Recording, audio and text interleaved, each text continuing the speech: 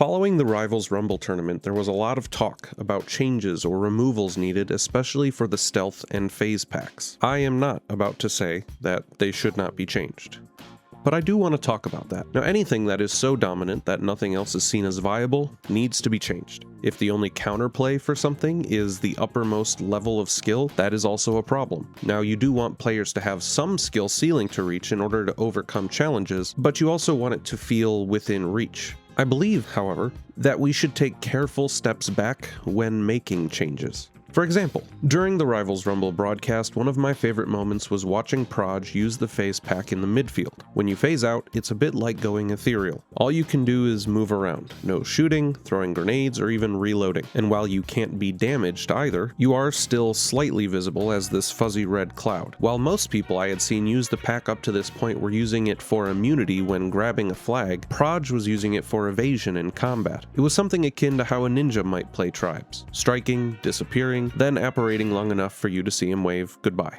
Now, when I said in my first video that something that tribes would need in order to have staying power and be a great game is to have cool shit, this is what I meant. This felt like cool shit. It made me want to play immediately. I wanted to see myself doing cool shit. So, why am I advocating for cautious change rather than just keeping it as is? Because making something worse just makes it feel worse to use. You're actively making something worse in the game that you want to feel good, which, again, I'm acknowledging can be necessary. But change ought to happen in both directions. I had been a long-time League of Legends player, and it was not uncommon to get the feeling that Riot would quickly nerf an item or champion that was seen as too OP, while seeming to ignore buffing anything that was seen as bad or underused. In regards to Tribes 3, did you know that there is a smoke grenade on lights? Really, there is. But I'd bet that it's something you haven't even used on accident, and if you have had the misfortune of using it, you quickly stop doing that ever again, and for good reason. Where to really begin with this thing? It has a small stationary area of effect that is simply too easy to quickly pass through,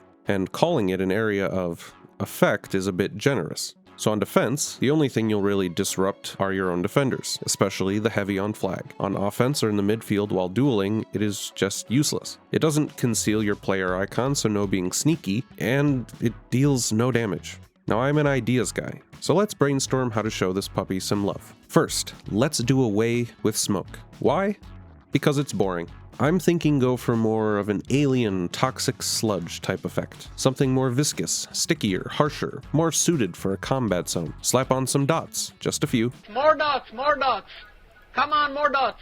This visual disruption, that should fade with time as if it's gotten stuck on your armor. Perhaps it fades even faster if you're moving quickly. It may also slow people down who move through it. The longer you're in it, the greater an effect it has. And rather than instantly affecting a particular area for a time, it could start small then expand outwards as it dissipates, gaining area, but losing effectiveness, so that then, for quick use against an incoming capper, where you put the cloud initially would have to be precise. In dueling situations, the dots and spreading area of effect encourage the opponent to have to move efficiently while they are also slowed down a bit. And I will say again, as I may say many more times, especially while we're in alpha, let's try cool new things. I would also like to take this time to propose an entirely new grenade, the lockdown. Any player hit by it gets locked into what they're doing. For the duration of the effect, they cannot move their camera, they cannot change direction. If they were jetting, they keep jetting. And of course, while affected by this grenade, they cannot use their own packs, weapons, or grenades. This one would of course have to have a pretty short duration. No one likes to have control taken away from them, especially not for very long. And